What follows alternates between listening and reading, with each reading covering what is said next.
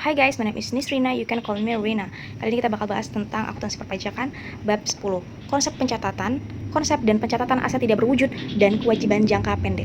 Aset tidak berwujud sama dengan aset tanpa bentuk fisik tapi punya nilai ekonomi. Kewajiban jangka pendek, utang yang harus dilunasi kurang lebih dari setahun. Dua komponen ini penting dalam laporan posisi keuangan. Berikut tujuan pembahasan yang akan kita jelaskan di video ini. Menjelaskan amortisasi aset tidak berwujud, menjelaskan klasifikasi kewajiban jangka pendek, menjelaskan pencatatan pajak atas kewajiban jangka pendek. Aset tidak berwujud, contohnya hak paten, lisensi, merek dagang, goodwill, dan software. Bisa banyak lagi, cuman ini aku kasih contoh hanya beberapa saja. Diakui bila memberi manfaat ekonomi di masa depan. Nilainya dapat diukur dengan andal. Amortisasi aset tidak berwujud, metode garis lurus. Beban amortisasi dibagi sama tiap periode. Amortisasi harga perolehan dikurang nilai sisa.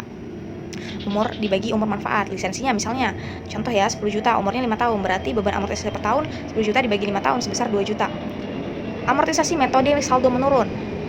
Beban amortisasi menurun tiap tahun. Rumusnya nilai buku awal dikali tarif amortisasi. Contohnya tarif 40%, nilai awal 10 juta ya. 10 juta dikali 40 berarti 4 juta.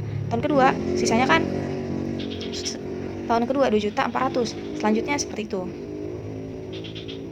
Nah, jurnal amortisasi, beban amortisasi pada akumulasi amortisasi. Dicatat tiap periode untuk mengurangi nilai buku aset. Kewajiban jangka pendek, utang yang harus dibayar dalam kurang lebih dari 1 tahun. Contoh, utang usaha, utang gaji, utang pajak, utang bunga. Klasifikasi kewajiban jangka pendek, jenis kewajiban, contoh keterangan. Utang usaha, contohnya pembelian barang, keterangannya kewajiban dagang. Utang usaha, yang tadi udah utang usaha, yang kedua nih utang gaji. Contohnya gaji belum dibayar, keterangannya biaya akrual.